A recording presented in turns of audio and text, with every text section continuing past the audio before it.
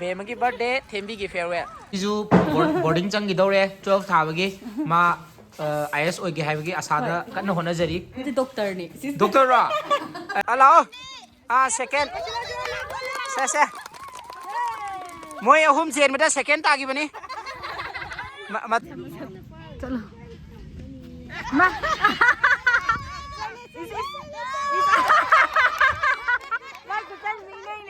sida hojik akhoi sports yauba akhoi lakpiriba ichasing sida leire ado noi hojik sports se haujalajiro camera da mayam da bye bye toro sida noodles leire sida keke chapot no yam laure akhoi chega akhoi ni sida angang jing ya chapot leiba thorakpane price ne bako sina ngasi gidi sida yen leibagi amuk lae akhoi itaima iche ju ko itaim ju ko bingo je mai kai ani mak tagi yang pada iche ju thokpa itaim ju thokpa aduna itaima iche nu sida yen kakpiri kg ani akhoi horen thembi ga bema ga gi birthday ga farewell ga gi pullaga sida yen tawra go pizarage thonga chak chabagi matam do khara kaudong male ngasi je aduna ai thong bi ge mi yen ka ko mi bu yen janing bro saning ge ai yawning wa nang di janing bo tao jan ai thong jan yen taw na ba thaw leiramdre aduna thaw amuk laurani mafam je chalbina hoidana khara khudong chabina chalbina hoido in tawrani thaw je macha ma dum lauraga yarni da ko sina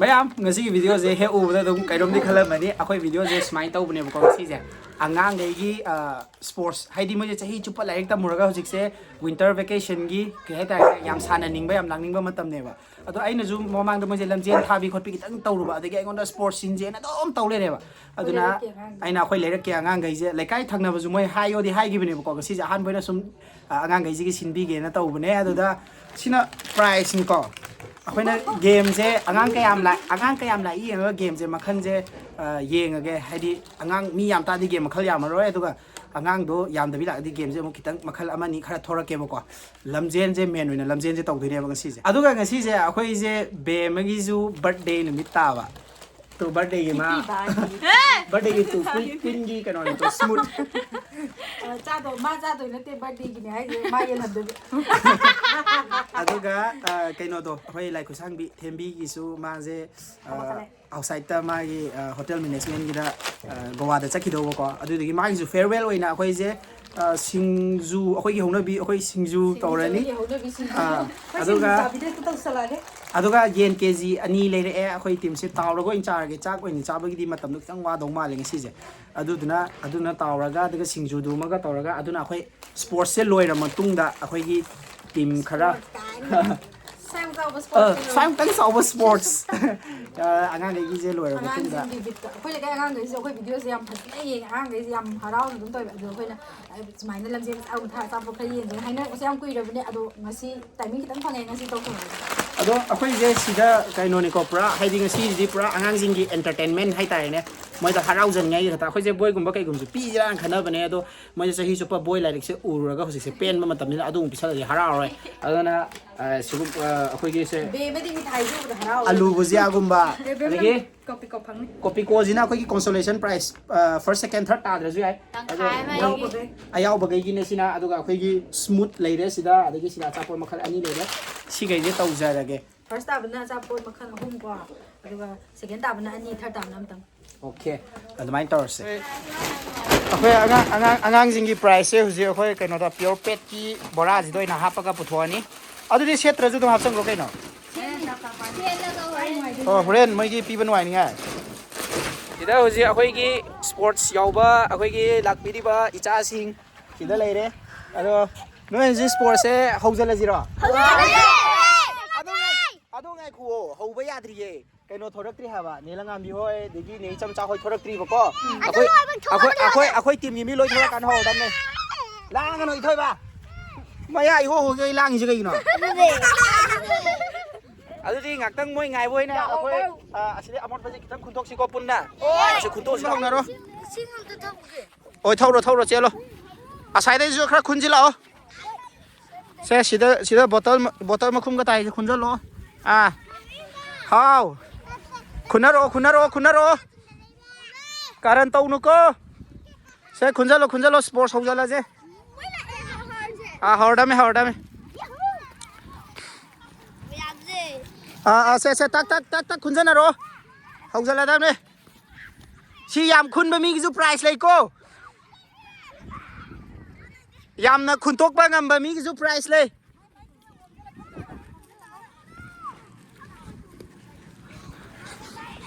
คุณโตต้องการสิไม่ทับต้องพูดสโลว์แล้วเฮ้ยลำเจนนั่ง first ตาดูมัน bro มาแล้วน้อยลำเจน first ตาก็ต้องมีแกมยาวเก้เฮ้ย first ตาแต่ที่ price กักเท่าไหร่ bro หุ่นจินับจะอมดไก่คุณมาได้งั้นสิกี้ first second third ขันกันยังไงวันนี้มากันนะคุณลี่already sports house na ba tao ziko aru ko pila ay mana sajala kanu ko sidala yo ay na tok thora ke sidagi le nga ano lao gogo sila ko ba dila khanura ring khan dala sin ma yaw ko da ba mi atik pa kai lao angang mo lao gogo som chala noi chala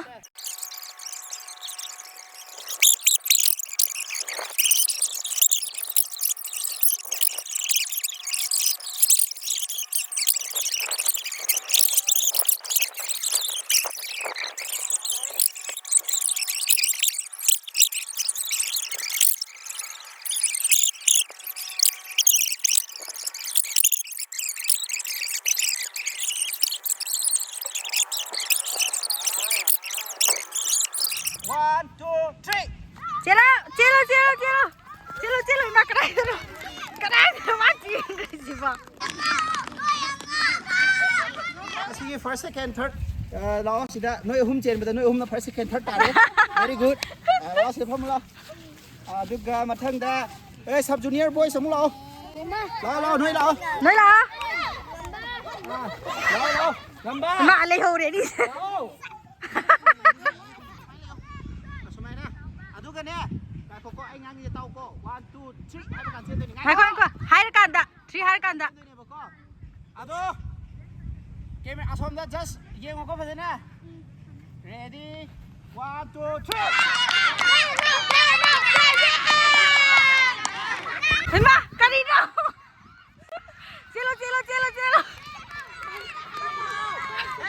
Hai ya punya lagi. Asyik ina dekat touring aja last tahun ya. Celu ayo. Acan celu kau. Sophia.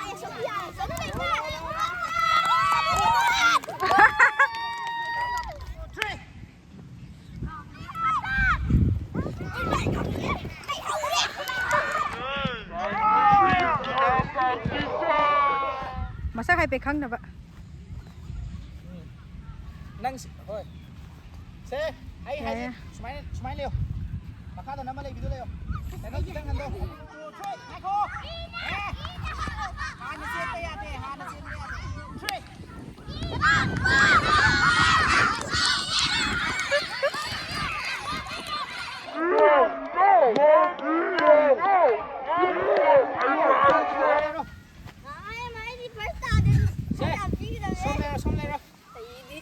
First abang ngam David price ni na kami the pool ni. Ako. Inaw di mi try pang ganis mo. Lay na ro yare. Dapat sa akin. Go.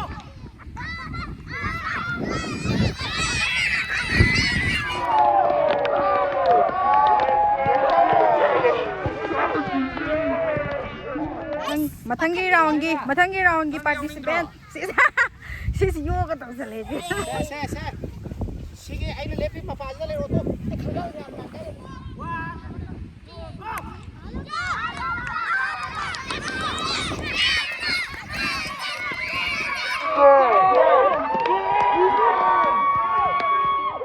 Tang farak ta re to mo ni puna be dekho. Sahi kya no se ani ja. Phamo. Ha, sahi kya no. Ha. Sahi kya no. Admai leo. Yes. Se, o le phala se yare se le phala se. Nang ju lep kira. O moi pham ba thai ro. Okay, adudi. เฮ้ยตามมี่ หาจากที่น้อยนี่ยันเนอะกันนุกว่าตรงนั้นเจอแล้วลับๆนะ ไอ้เนี่ยไอ้น่ะสมัยนั้นกูว่าตักครุฑเป็นเสียงกันตัวอินทุนอะไรเหรอเอามาดิซีเลยรู้แกดิซีเลยรู้แกหรอ มาจีนี่มาทันเจเลย งำมาทันเลยนี่งำมาทันเลยตอนไหนนี่สิ มาจีนี่ เสียงมันจะออกชนเลยสิเอาเสียงมันออกชนเลยหรอเอามาดิกับปุกกับบีนี่ มาตันเลยกับปุกกับเปซ่งำมาจีนี่งำมาจ้ะ ตอนนี้ขนาดนั้น first time อยู่กูagang mo yung kanana first time yung ngamba matansin doon eh. งำมาได้อะ Say, ready? 1, 2, go!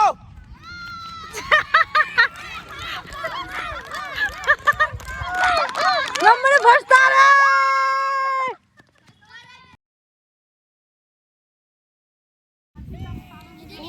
ว้า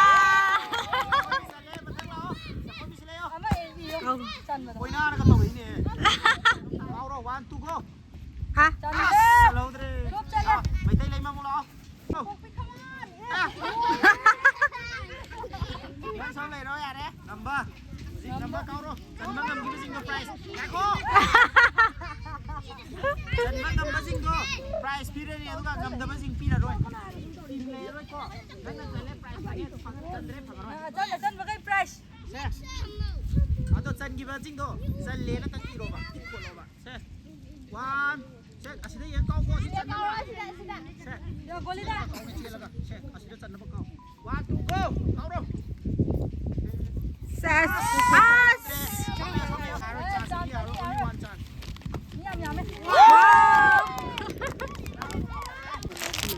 Yung lấy sao biết lại Samina nó tôi với cầm miền tôi mà tiếp tôi giờ hơi thật ra tôi đi mai sim đi cũng bao giờ chứ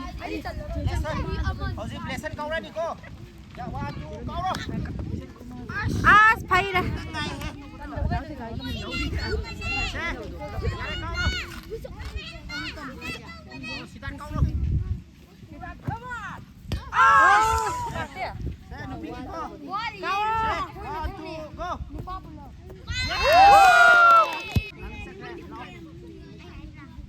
Ay, Hydra. Uy, ba! Kita na soy ba de?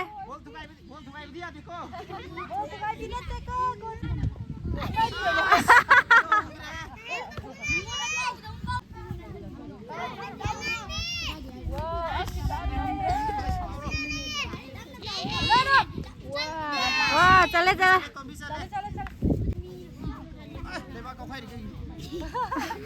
Phải đây.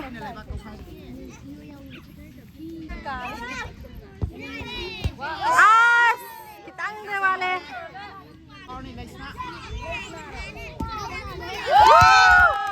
Chale.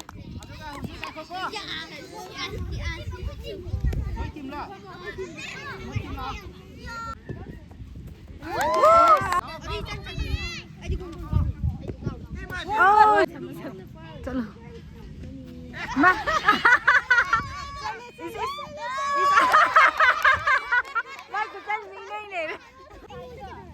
Dadah sangre. Aman na jidan na bane aman na. Chale.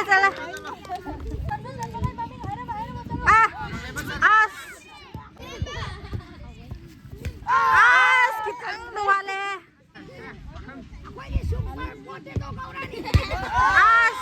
Kitang duwale.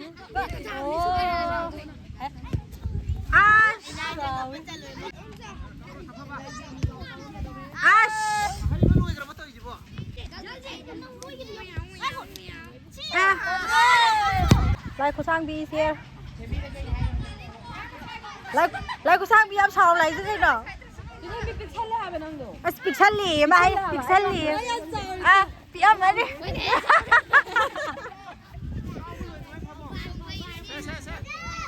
Chị lấy này cân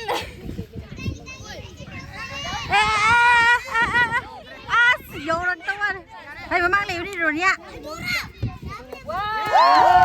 Chị đang bàn cái gì điều mà sai được nát đập lên hả bạn?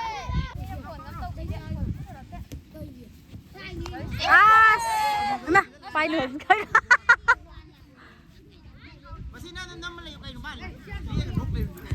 Sai pha cái đồ.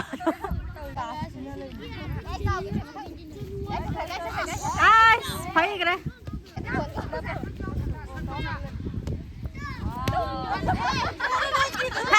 mất tâm ăn lên lại của sang mình đó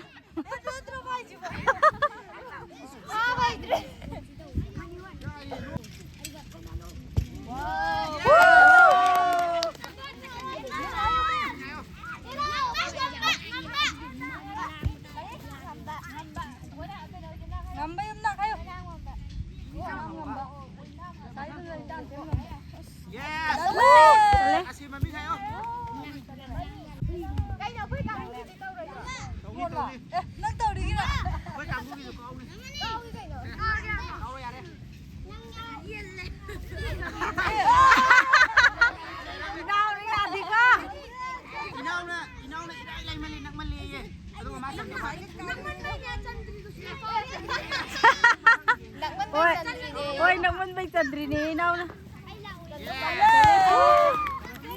chị anh cái size first time thì mẹ được chú chân làm gì chị first time chị anh mà cuối cùng chú chân rồi first time đã chị first time mình bị break phang sai chú chân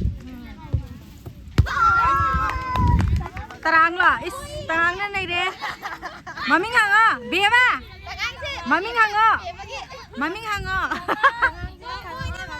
thôi bia mấy ông bà đều dịch tarang thôi mình ông bà em một quan bạc thấy cái đấy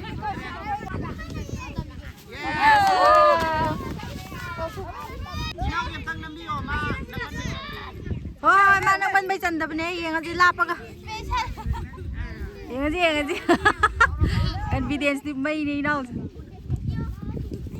isum ini cuma lap pagi chân bên đây atau mak kita ni faktor ni ani han is inau isa lu kan thôi inau này ra rồi inau isa lu mayam ki game su le re to akoi ki team ki jo ama tor ne hoje akoi team ju ka hol ne theng ani di si tang ka ron loi la ku sang bitang ka hol e moi ni birthday ka moi ni ka hol de loi ka ya dao ka ro tu dei na ma ge diao rồi kan na ka ko engon dong thom ka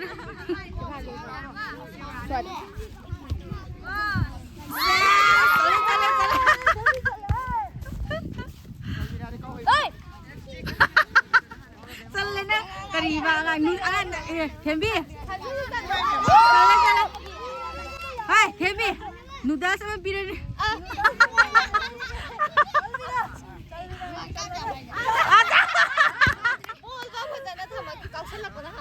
चल बिना नहीं रे price PU का तू चले चले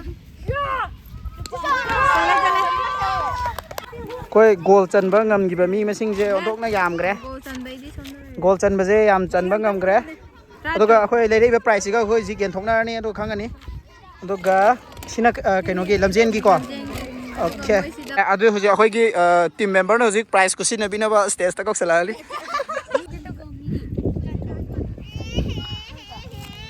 yang naro camera da noi gi phajaba post sing no tawro nang ni post tawro idra tawro se ithoi ba thun nu lei se kai nu ma sa mai ai tek ke se unaro se noi post tawnaro se okay khoi somda gi fujik sem sa bau re se hoje ahan bas sub juniors ki do lau thro taro ko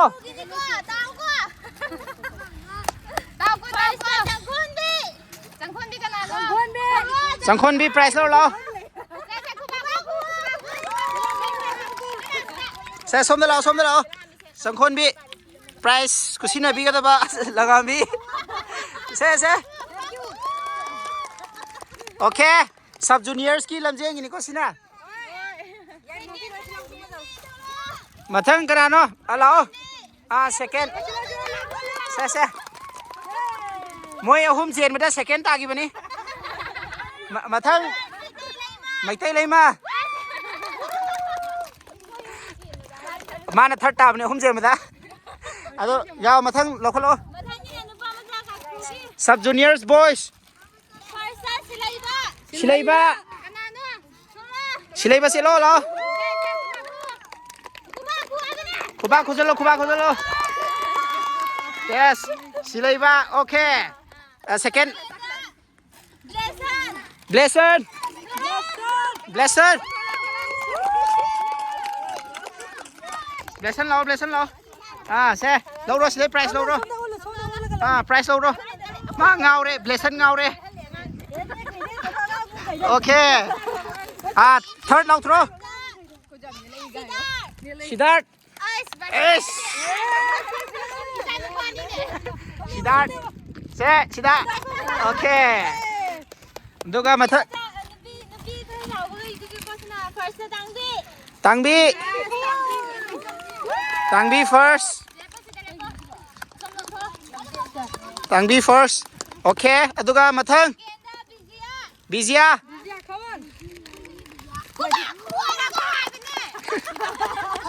Moi kuba kau re. Se sida yang sida se. Okay, sini second. Okay, mà thang.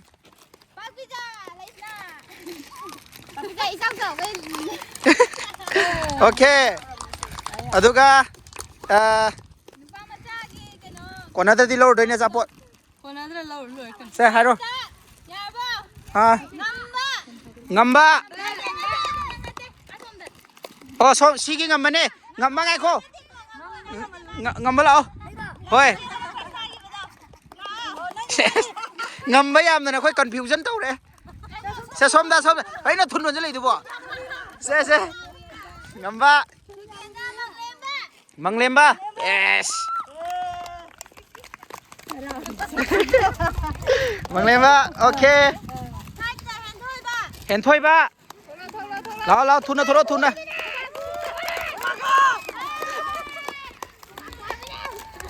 Okay. Aduga mathang lao thro. Jaljit khara chau banu pada Jaljit na first. Se sida yang amo duga se. Okay. Jaljit mathang. Jaden. Sapha bana ta bro. Akhoi just na ming lo bra soi re. Sapha ba kana no? Sapha ba second. Akhoi just exec hitang section ba wale. Se sida yang. Are du di third Jaden. Kok sao lang third tai ro. Yes. Se. Kai no. Sida yang amo phadana. Aduga Paray hanba sina achau bangang jingi. Lao. Paray hanba khut na phar bokra. Okay, mathang lao. Sak macha. Sak macha lai. Abung thôi.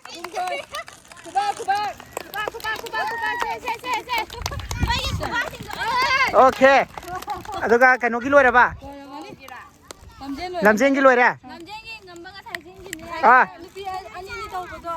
Ngambaga kano ga lo noi ni mak thoro. Ngamana first ta bagi ngambadana helalo. Amana chelu ya da bagi yam pira roi. Se ngamba siengo. Mathan chen mata mana first ta bane. Ngamba lo ro adai se. Chelu ya da bagi price. Mathan ni sienga da mi ko. Hauze akhoi lamjen da ta hauda ba jing consolation prize la ani uji se ani ni piro ani ni consolation prize pi ba horo consolation prize ani ni piro ani ni okay adani en thok ko se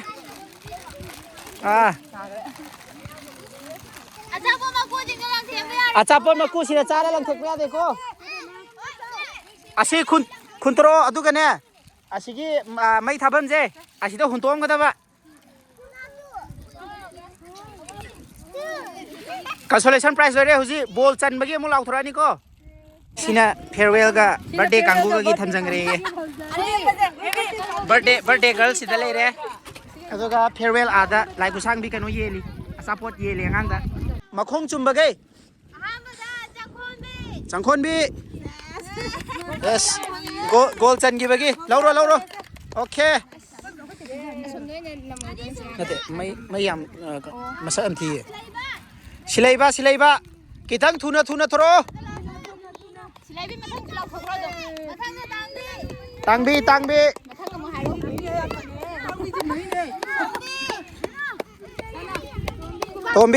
tombi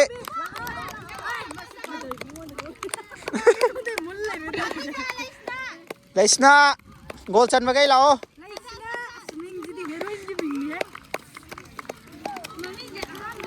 mathang lao mathang Jaden yes kok chau prize am phangi ne se okay Jason moi mà chim nào thì price am lâu nè bungo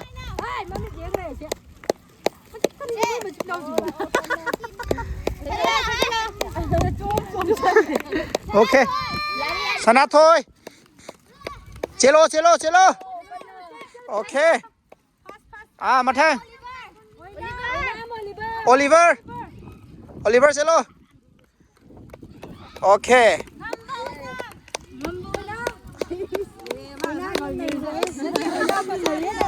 Oina mathang lau tho pare han ba mathang gi sports tadi phasan to dam ni ko he sil chat na gi nu ngai khu mai mau pa nu pa ji man tom boi hai bi kai no Boris su sana ba bro sida Ibo bi ra Ibo bi bujia bi du ne Piro mà hai sum đi chumi mà la pa đi chân đi hai đó la pa kan chân le price luôn bo ado noi achan ba kai do horen aina khang na tora ni kaino da akhoi singju chabam da special le ba singju na to ba special le ba noi achan ba kai do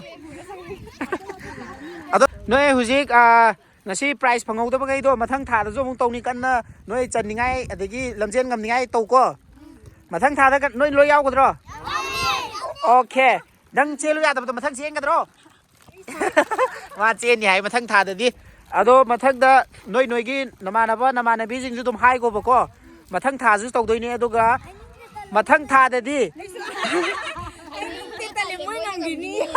namana ga ma ki bai thabak to ro ka bre ado mathang da di price su chawkhala ni ba ko aduga price su chawkhala ni aduga ngasi sanai ji na ta ba atopa nungai ru san doi ne ba adu duna ngasi gi di swai da loi sala je aduga noina cha gi ba gi jing do asigi asom na mai tha ba gi lei ri je asom da chatlaga hunto ka da ba yan tare ko swai da hunto ma ya de ko kai gumba sida hunto pa mi thengna ra ba noina hairo ko maming ikhalo mathang gi sports da aina punishment pi do ne date ti ai lau thora ge mathang da date haidri ado se camera da mayam da bye bye toro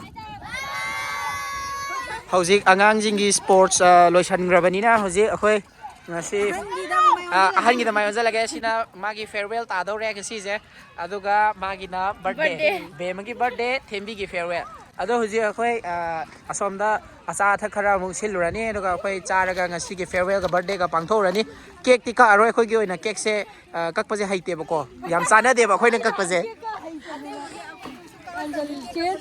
Oi yen tàu bजे sido ina tàu do re sing oina tawraga tàu bdi ma gi farewell ju oira ni masana tàu ja tare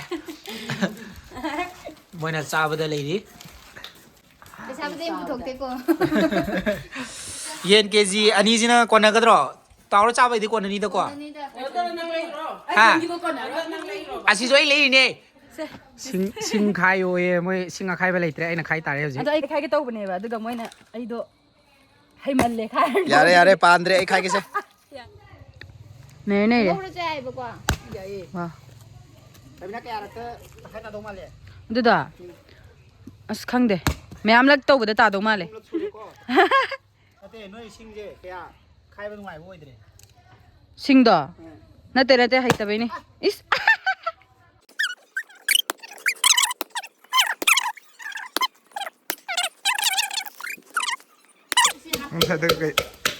이해면 누가 이러다 전술래 Ara na na ko le wai. 다음에 막 까는 소리 Hisua.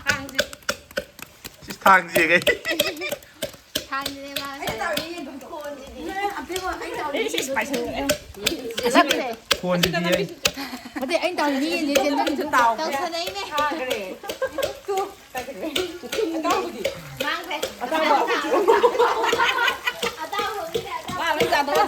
ꯅꯃꯩ ꯇꯥꯏꯅꯦ ꯍꯥꯎꯕꯗ꯭ꯔ ꯌꯦꯡꯕꯤꯌꯣ ꯇꯥꯅꯤꯡꯗꯦ ꯈꯖꯛ ꯈꯖꯛꯇꯤꯁꯨ ꯔꯣꯖꯤꯌꯥ ꯂꯣꯏ ꯇꯧꯔ ꯃꯥꯗꯅꯤꯀꯣ ꯃꯌꯥꯝ ꯅꯠꯇꯦ ꯅꯠꯇꯦ ꯁꯤꯒꯤ ꯀꯩꯅꯣꯁꯤꯅ ꯆꯜꯕꯤꯅꯥꯅ ꯃꯁꯤ ꯊꯤꯔꯤꯅꯤ ꯆꯜꯕꯤꯅꯥ ꯌꯥꯔꯦ ꯍꯧꯒꯠꯂꯣ ꯌꯥꯔꯦ ꯚꯤꯗꯤꯑꯣ ꯅꯝꯕꯒꯤ ꯈꯗ꯭ꯔꯛ ꯃꯈꯛ ꯇꯧ ꯂꯩꯔꯝꯗ ꯆꯠꯂꯁꯨ ꯌꯥꯔꯦ ꯌꯦꯡꯅꯤꯡꯗꯦ ꯁꯛꯇ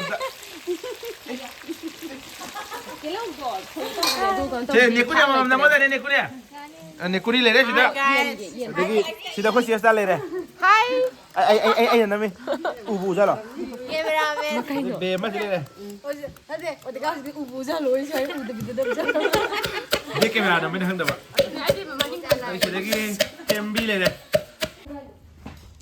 ꯑꯋꯥꯊꯕꯤꯁꯤꯡꯁꯨ ꯆꯦ ꯍꯧꯖꯤꯛꯇꯥꯅ ꯀꯟꯅ ꯀꯩꯅꯣ ꯇꯧꯔꯤ ꯊꯣꯡꯉꯤ ꯃꯣꯔꯣꯛꯁꯦ ꯌꯥꯗ꯭ꯔꯦ ꯍꯥꯏꯕ ꯑꯩꯈꯣꯏꯁꯦ ꯁꯨꯃꯥꯏꯅ ꯊꯣꯡꯉ ꯆꯥꯕꯒꯤ ꯄ꯭ꯂꯥꯟꯗꯤ ꯂꯩꯔꯝꯗꯕꯅꯦ ꯑꯗꯣ ꯁꯨꯃꯥꯏꯅ ꯇꯧꯁꯟꯈ꯭ꯔꯦ ꯊꯦꯡꯖꯤꯜꯂꯛꯄꯁꯤꯗ ꯑꯗꯣ ꯌꯥꯝꯅꯁꯨ ꯂꯩꯍꯧꯗ꯭रे ꯇꯥꯎꯔꯒ ꯈꯔ ꯆꯥꯒꯦꯅꯈꯔ ꯇꯥꯎꯊꯣꯛꯈ꯭रे ꯑꯗꯣꯈꯔ ꯊꯣꯡꯉꯦ ꯀꯦꯖꯤ 2 ꯈꯛꯇꯅꯦ ꯆꯥꯛ ꯂꯥꯝꯕꯅ ꯉꯥꯎꯅꯔꯦ ꯑꯗꯨꯅ ꯌꯥꯗ꯭रे ꯂꯩꯕ ꯉꯝꯅꯗ꯭रे ꯃꯆꯤꯟꯁꯤꯡꯁꯤꯗ ꯍꯨꯝꯗꯅ ꯆꯥꯅꯩ ꯃꯌꯥꯝꯁꯤ ꯎꯅꯦ ꯀꯩꯅꯣ ꯍꯥꯏꯕꯗ ꯅꯣꯏ ꯈꯜꯂꯤꯁꯤꯕꯨ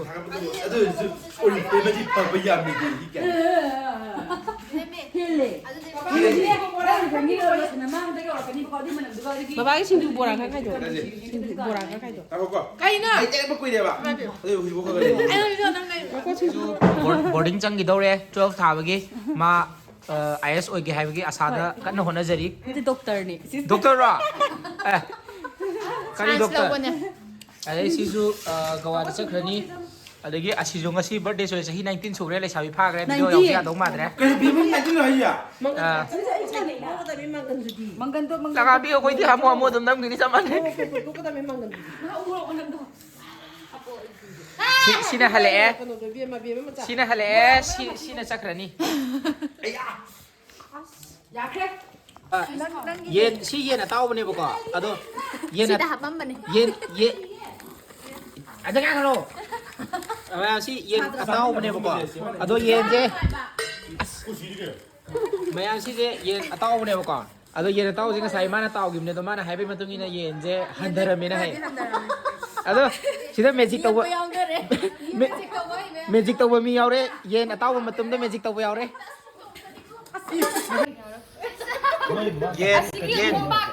yen yaure moi mayam sangdana cheotika dum ko jigai giro ꯅꯦ ꯀꯨꯅꯤꯁꯦ ꯍꯥꯟꯅ ꯊꯕꯛ ꯇꯧꯗꯦꯔꯣ ꯃꯣꯟꯗꯦ ꯃꯥꯅ ꯍꯦꯛ ꯇꯧꯗꯔ ꯁꯤ ꯃꯆꯥꯅꯨꯄꯤꯅ ꯍꯧꯔꯛꯄ ꯍꯥꯏꯗꯦ ꯃꯤꯗꯤ happy birthday to you bema ꯑꯗꯨꯒ ꯇꯦꯝꯕꯤꯒꯤ congratulations and bye bye congratulations and bye bye ꯇꯧꯔꯤꯉꯩꯗ ꯁꯣꯝꯗ ꯀꯟꯅ ꯆꯥꯂꯦ ꯃꯤꯅ ꯕꯦꯃ ꯕꯦꯃꯒꯤ ꯕꯤꯠꯇ ꯕꯦꯃ ꯗꯥ ꯕꯦꯃ ꯍꯦꯄꯤ ꯕꯥꯔꯊꯗꯦ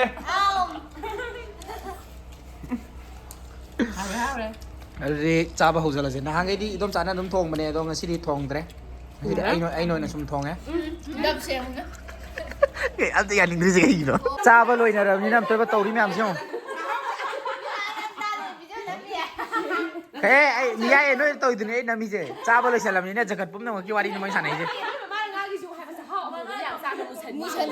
ꯆꯥꯍꯥꯎ ꯑꯃꯨꯕ ꯌꯥꯝ ꯆꯥꯕꯁꯨ ꯃꯨꯁꯜꯂꯦꯕ꯭ꯔꯣ ꯁꯒꯣꯝ ꯊꯛꯎꯒꯦ ꯃꯌꯥꯝ ꯑꯩꯈꯣꯏ ꯆꯥꯕ ꯊꯛꯄꯁꯨ ꯂꯣꯏꯁꯜꯂꯦ ꯑꯣꯇꯤꯀꯥꯒꯤ ꯒꯦꯝ ꯑꯃꯁꯨ ꯅꯝꯕ ꯂꯣꯏꯁꯜꯂꯦ ꯒꯦꯝꯗꯨꯁꯨ ꯑꯣꯇꯤꯀꯥꯒꯤ ꯆꯦꯅꯦꯜꯗ ꯊꯥꯒꯠꯂꯅꯤ ꯌꯦꯡꯕꯤꯔꯣ ꯌꯥꯝ ꯖꯨꯠ ꯆꯥꯗꯕ ꯌꯥꯝ ꯌꯥꯎꯈ꯭रे ꯑꯗꯨꯒ ꯉꯁꯤ ꯕꯦꯃꯒꯤ ꯕꯔꯊꯗꯦꯁꯦꯉꯁꯤ ꯊꯥꯒꯠꯇꯣꯏꯁꯤꯕꯨꯗꯤ ꯍꯌꯦꯡ ꯇꯥꯔꯅꯤ ꯉꯁꯤꯗꯤ ꯊꯥꯒꯠꯂꯔꯣꯏ ꯊꯦꯡꯉꯦꯕ ꯑꯗꯣ ꯃꯅꯣꯔꯃꯥꯒꯤꯅ ꯐꯦꯌꯔꯋꯦꯜ ꯑꯗꯨꯅ ꯍꯦꯄꯤ ꯕꯔꯊꯗꯦ ꯐꯦꯌꯔꯋꯦꯜ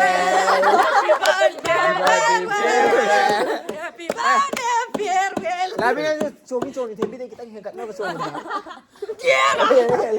와가 소원 아들 비디오로 션비기 스페셜리스트 비디오 엄청 션비로 아들이 마음 마탕기 비디오다 묵 댕겨세. 마당 비디오 야올로 놈아